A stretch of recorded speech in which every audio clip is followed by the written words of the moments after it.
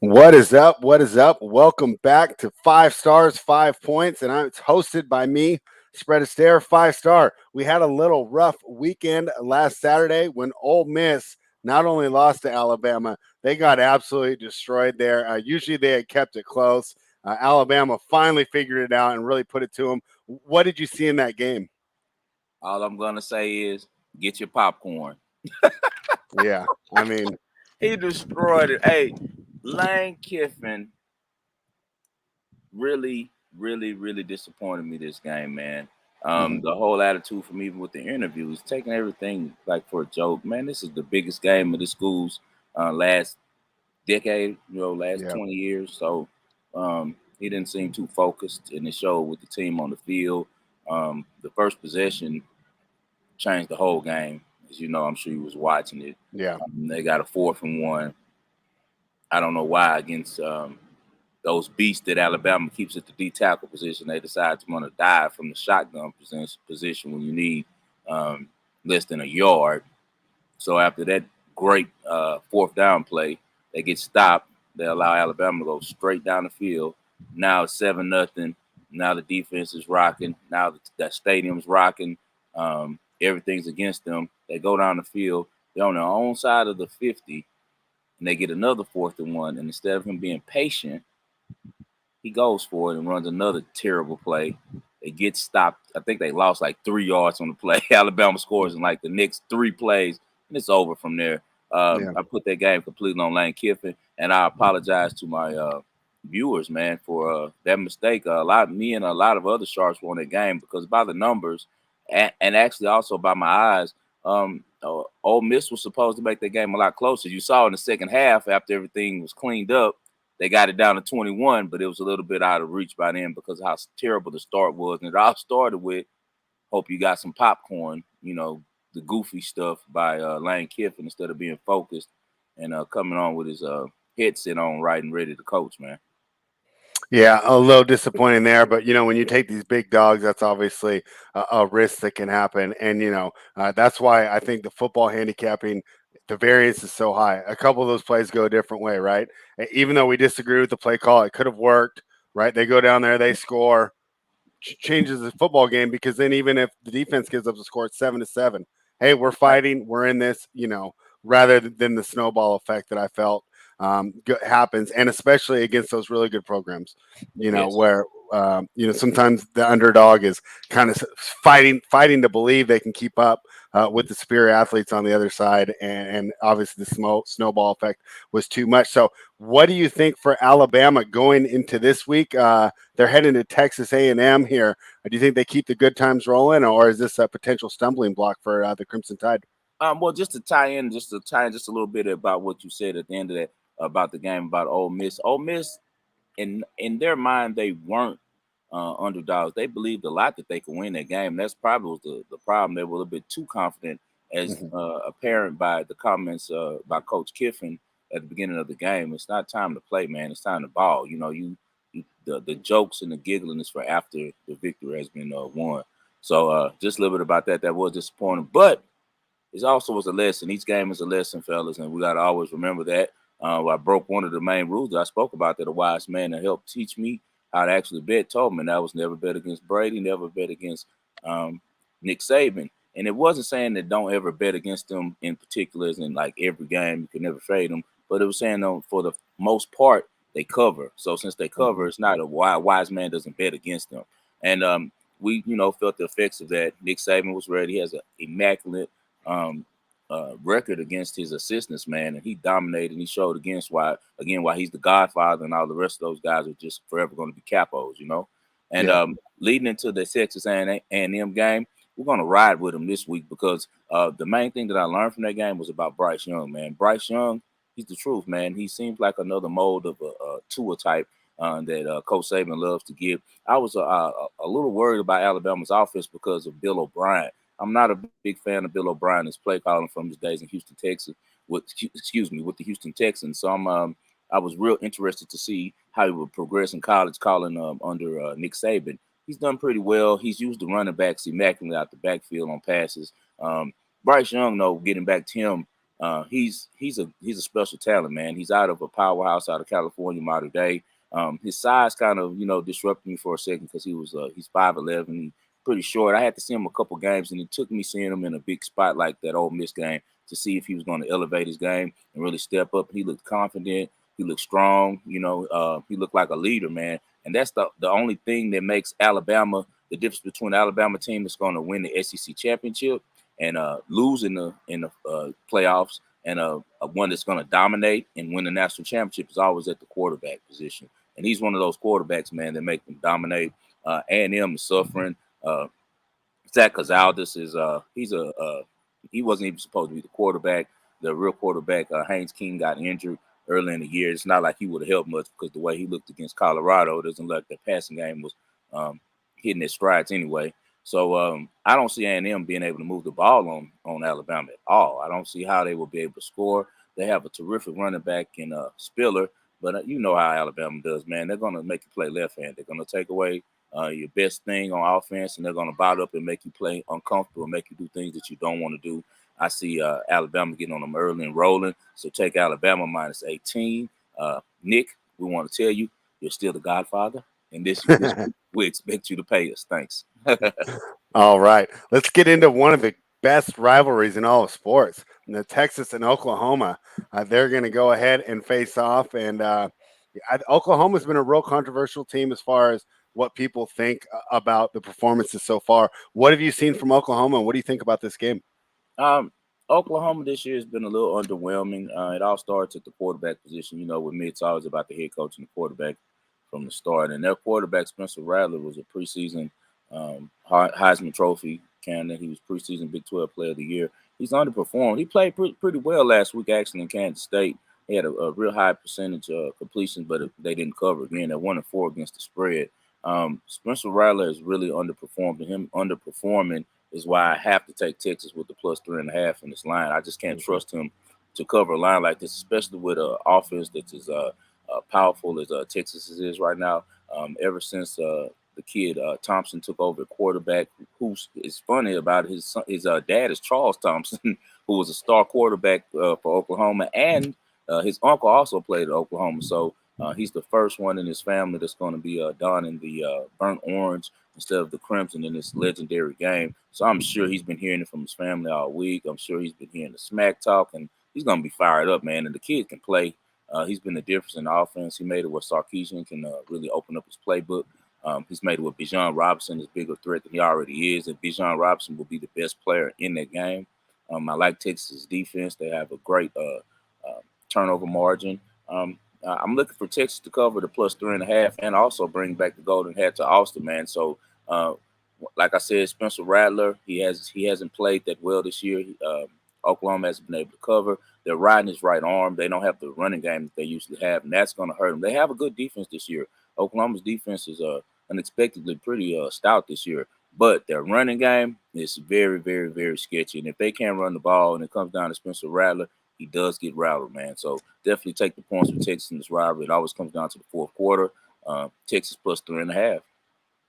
Yeah, Oklahoma finally has a defense, and they're probably their weakest offense in the Wow. last 5 Yeah, years. it's Maybe, crazy. maybe they'll get it all together at one point. But Let's talk about. how much longer do you think does their coach Lincoln Kennedy stay in town? Do you think he's a lifer, or do you think he goes to the NFL?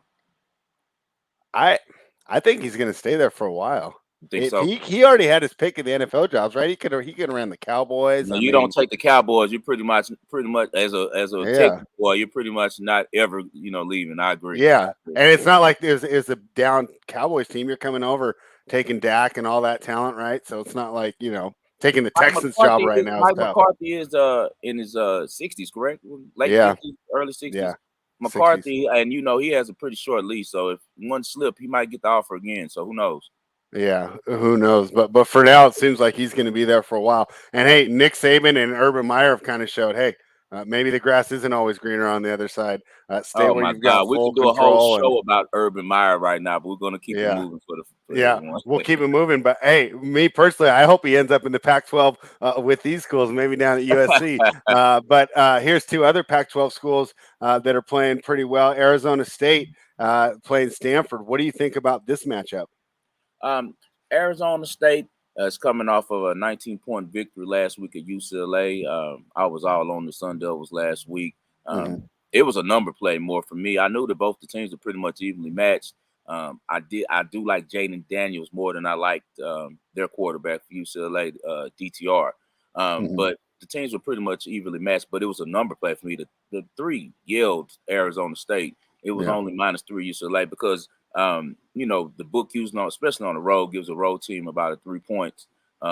Gives the road team about 3. So with them saying giving them 3 from the jump, it was pretty much saying it was an even match, which told me they were mostly bagging the public to jump on UCLA. So I was on Arizona State. They were very impressive. Um, Stanford is fool's gold. They won last week against Oregon in an improbable victory in overtime.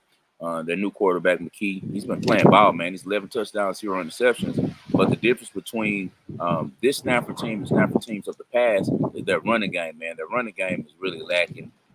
They're 109th, I want to say, in rushing. And then what's worse, even though they can't run the ball and they can't stop the run either, they're 112th in stopping the run on defense. And as you know, Arizona State has backs galore. They're averaging 200 plus yards a game rushing the ball. Like I said, they have a great quarterback in Jaden Daniels, who I think is going to be a good pro. It was very surprising to me how many of the critics this kid had coming out. I don't know if it's because he wasn't the type to, come to the podium and kiss butt or put on a certain face, but the kid can ball, man. He's a leader. I like what he's always done at Arizona State. And I really like Herm Edwards. He coaches the CEO type. Hmm. Good sun's coming in, man. We're getting a little rain out here in Summerlin. But I trust Jaden Daniels a lot. I like the Sun Devils a lot. -13. It's another number game for me. I think the books definitely begging you to take those 2 touchdowns with Stanford, especially with Stanford's past history against Arizona State. They've won 6 out of the last 7 against Hmm. them. I think that's alone will be great motivation for Arizona State. I like everything about Antonio Pierce, the defensive coordinator for Arizona State.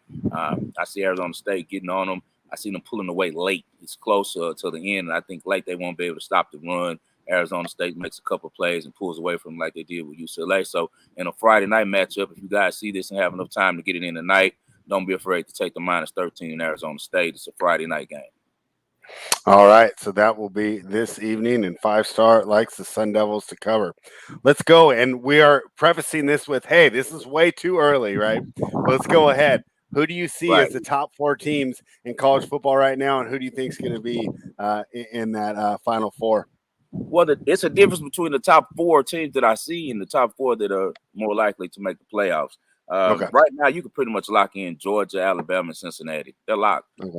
Hmm. Cincinnati's toughest game, man, left is SMU, but they got it at home. You know what I'm saying? Hmm. November Yeah. 20th. It's not going to be close. Cincinnati's going to run the table in their conference. Um, I have to do some research to see who I think they're going to play in their conference championship. But even if they play, their probably biggest competition will be Houston. And if I'm not mistaken, Hmm. Houston is on the other side. I have to go do some research on that. But Cincinnati, man, it looks like they're a layup right now to get to the playoff after that win at Notre Dame. That was one thing that we didn't factor in spread when we were speaking about taking Notre Dame last week. One, about the gauntlet that Notre Dame has ran with all of the tough games they've had back to back, but also to Hmm. Cincinnati, that was completely their Super Bowl. Like last week, and I admit I hadn't looked at their schedule. Man, their schedule, that was the last game that they had. They're pretty much unless something really crazy happens, Cincinnati should be there. And as you and I know, the Georgia Alabama winner will be there and the loser, as long as they both stay undefeated when they play each other in the SEC championship game. Both will still get in the game, get in the playoffs because hey, it's not a team better than Georgia or Alabama. I think we could pretty much agree on that, don't you think?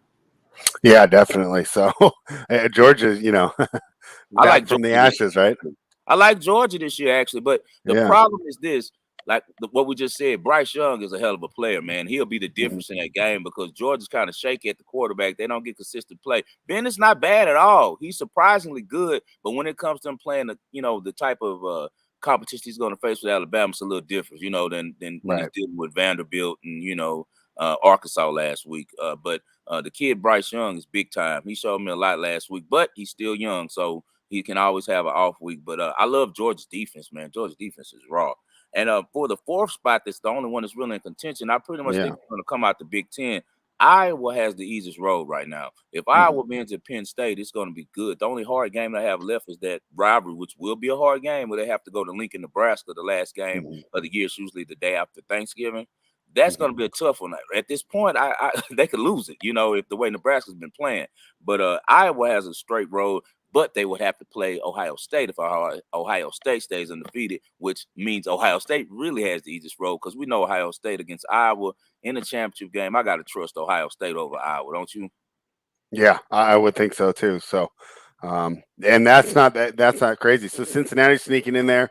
You like Ohio State to get that fourth spot, and then of course Georgia Georgia and and Alabama. Alabama. Now Penn Yeah. State has an inside road too, but it's going to be very hard for Penn State, man. They got a gauntlet because even if they upset Iowa this week, which is very probable, they can Hmm. go on the road and do that. They have to me a better, more offensive, explosive players than Iowa, so they could steal a couple touchdowns because their defense is about even with Iowa. They both have great defenses.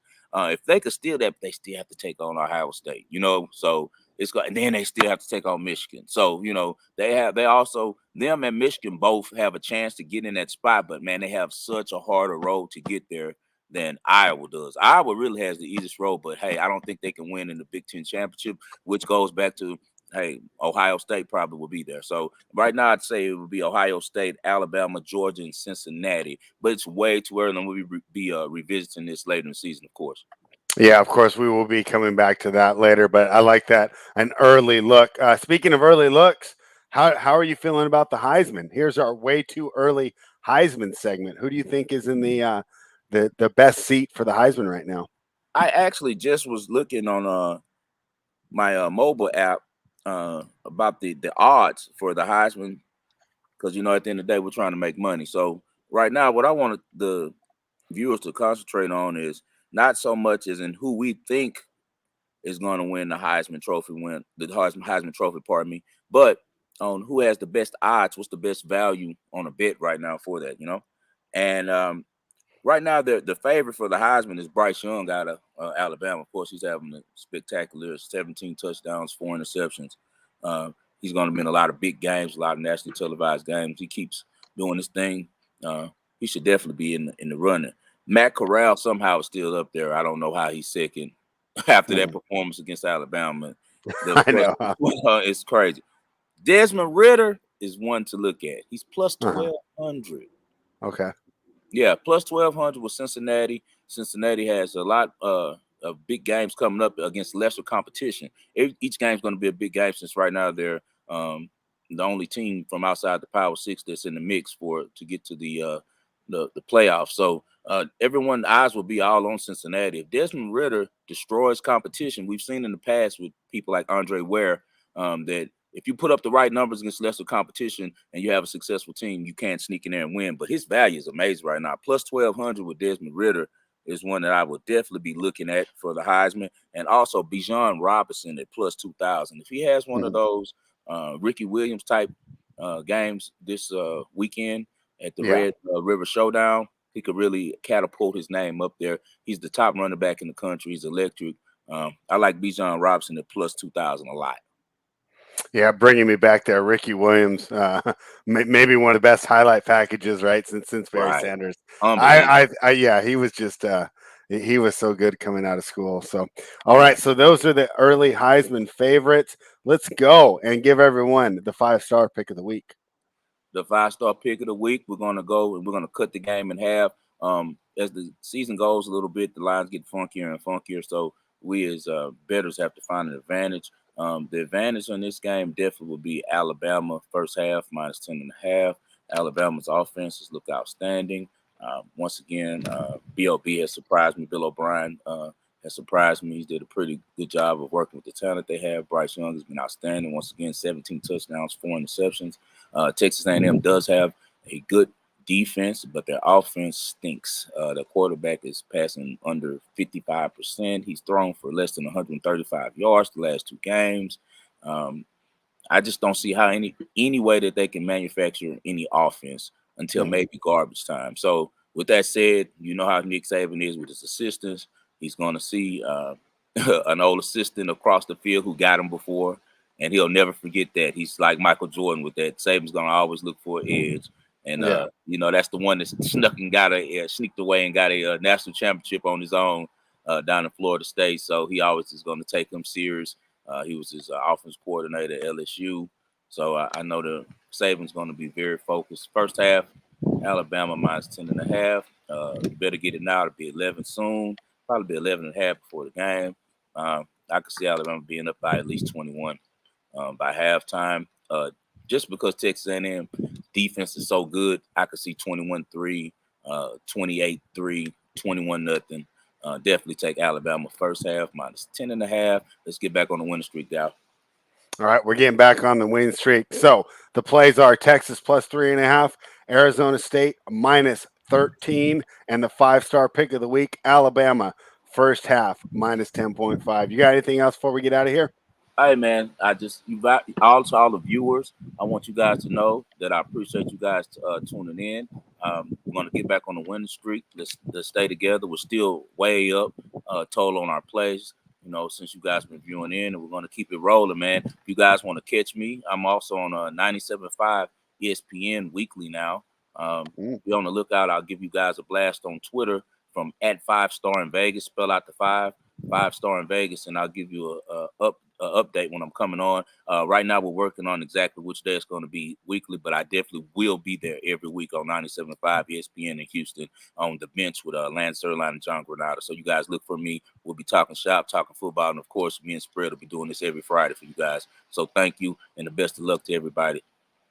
All right, please like the video, subscribe to the channel. We'll be back next week. Good luck.